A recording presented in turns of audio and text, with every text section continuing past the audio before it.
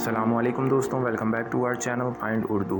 Tropical का मतलब है वो इलाके जो दुनिया के गर्म हिस्सों में हैं, जहां हर वक्त गर्मी और ह्यूमिडिटी होती है। ट्रॉपिकल क्लाइमेट के इलाके अक्सर नियर द इक्वेटर होते हैं और वहां ज़्यादा गर्मी और बारिश होती है, जैसे कि जंगलात और समुद्री इलाके। जैसे थाईलैंड एक ट्रॉपिकल मुल्क है जहां अक्सर गर्मी और बरसात रहती है। Tropical regions are known for their heavy rains and warm climate.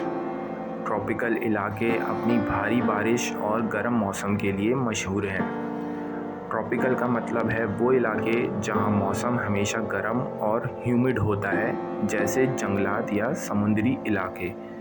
तो दोस्तों, ये था ट्रॉपिकल लफ्ज़ का मतलब। उम्मीद है अब आपको समझ में आ गया होगा। मिलते हैं नेक्स्ट वीडियो में। शुक्रिया।